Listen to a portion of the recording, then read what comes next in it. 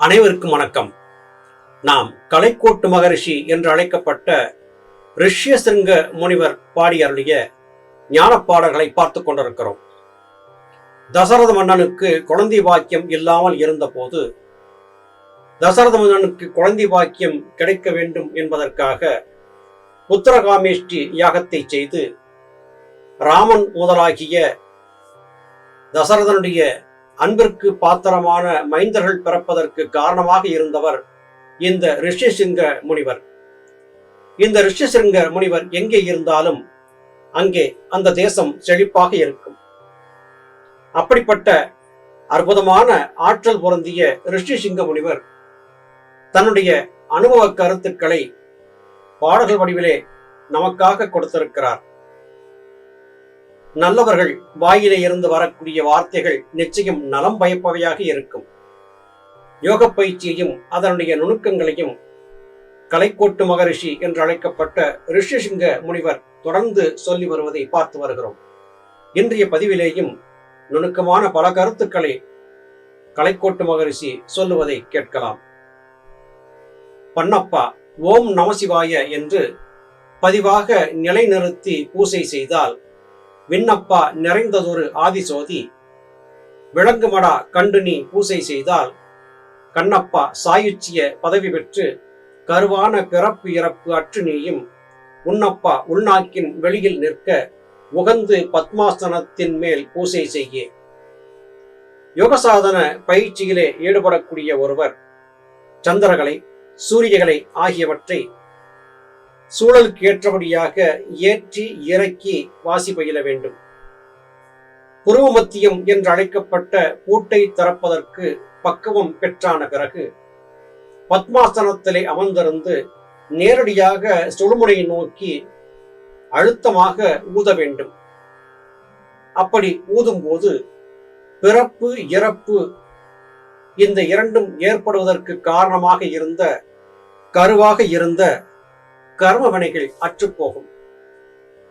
ஆகாயத்தில் இருக்கக்கூடிய பராபரம் என்கிற பெரிய சோதியின் தரிசனம் கிடைக்கும். இதை பெறுவதற்கு நமசிவாய என்கிற மந்திரத்தை கொண்டு பூசை செய்ய வேண்டும். நமசிவாய என்று சொல்லி பூசை செய் என்று சொல்லிய காரணத்தால் ஏதோ புஷ்பங்களை கொண்டு சிவலிங்க வழிபாடு செய்து நமசிவைய என்று இடைவிடாமல் சொல்லிக் கொண்டு இருக்க வேண்டும் என்று கருத்திவிடக்கூடாது. நமசிவைய என்கிற வார்த்தைக்கான பொருளை புரிந்து கொள்ள வேண்டும். ந என்பது நிலம், ம என்பது நீர், சி என்பது நெருப்பு, வ என்பது காற்று, ய என்பது ஆகாயம். சி என்கிற நெருப்பு வ என்கிற காற்றோடு கலக்க வேண்டும். அப்போது ஆகாயத்திற்கு செல்வதற்கான கதவுகள் திறக்கும். இதை சாதித்துக் கொள்வதற்கு ம என்கிற நீர் உதவியாக இருக்கும். ந என்கிற நிலத்தை சொல்லக்கூடிய உடல் இதற்கு கருவியாக இருக்கும். ப என்கிற காற்று நீண்டு பெரிதாக வீசும் போது சுழுமுனை வாசற் கதவு திறந்து போகும். சுழுமுனை மத்தியத்திலே கோழை என்று அழைக்கப்பட்ட கவத்தின் பூட்டு ஒன்று இருக்கிறது. அந்த கவப்பூட்டை திறப்பதற்கு எந்த மருந்தாலும் ஆகாது, எந்த மருத்துவராலும் ஆகாது. கவப்பூட்டை திறப்பதற்கான மார்க்கத்தை மருந்து மூலமாக கண்டுபிடித்து விட்டால் மிக மிக எளிதாக புருவப்பூட்டை எல்லோரும் திறந்து கொண்டு விட முடியும். ஆனால் இந்த புருவப்பூட்டை திறப்பதற்கு மனமே சாவியாக இருக்கிறது.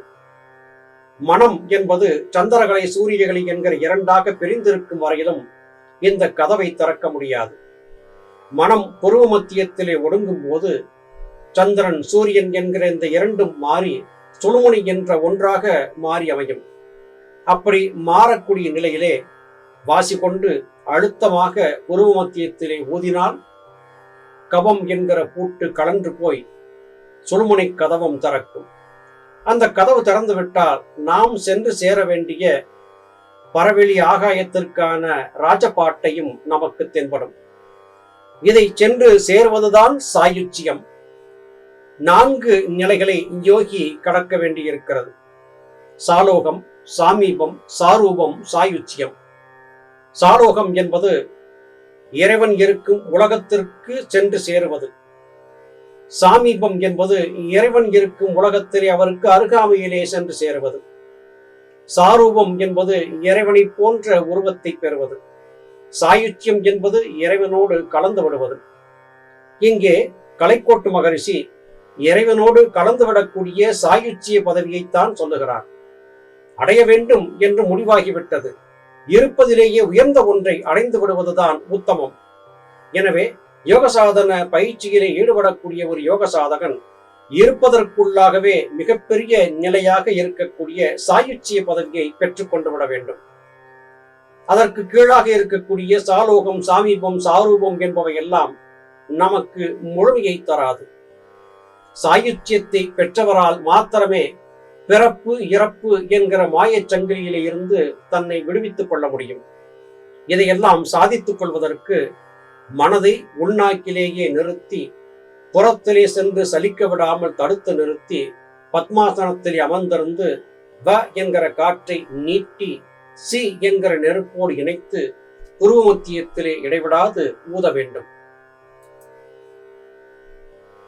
செய்யப்பா அரு உரு இல்லாத சோதி சின்மயமாய் உந்தனையும் இழுத்துக்கொண்டு கையப்பா அமுதம் அதை ஊட்டுவிக்கும் கருணையுடன் பெரும்பால் தன் வெளியிலேதான் செய்யப்பா 84 லட்சம் ஜீவபேதங்களிலே தானாய் நின்று மெய்யப்பா ஆட்டுவிக்கும் சிவத்தினோடே மேன்மையுடன் தான் கலந்து இருப்பாய்தானே. இந்த உலகில் 84 லட்சம் விதமான ஜீவபேதங்கள் இருக்கின்றன. இத்தனை விதமான உயிர்கள் இருக்கின்றன. இத்தனை விதமான உடல்கள் எடுத்து வாழ்ந்து கொண்டிருக்கின்றன. ஆனால் நாம் மனிதன் என்கிற இந்த உடலை பெறுவதற்கு முன்பு 84 லட்சம் உடல்களையும் எடுத்து கடந்து வந்துவிட்டோம். இப்போது நாம் பெற்றிருப்பது அதி உன்னதமான மிக மிக மேன்மையான மனித உடல். இந்த உடல் நமக்கு நம்முடைய பக்குவத்தின் பேரிலே கிடைத்திருக்கிறது. இதையும் விட்டுவிட்டால், ஏமாந்து விட்டால் மறுபடியும் மாயச் சுழலிலே சிக்கி 84 லட்சம் பிறவிகளையும் எடுத்து மிக நீண்ட பயணம் செய்து அதன் பிறகுதான் மனித உடலை பெற முடியும். எனவே அருவுரு இல்லாத சோதியாக இருக்கக்கூடிய பராபரத்தை சென்று சேர வேண்டும் என்று நீங்கள் விரும்பினால், சின்மயமாக உங்களை வழிநடத்தி செல்லக்கூடிய ஆற்றல் பொதிந்த புருவ மத்தியத்திலே மனம் ஒடுங்கி நிற்க பழக வேண்டும்.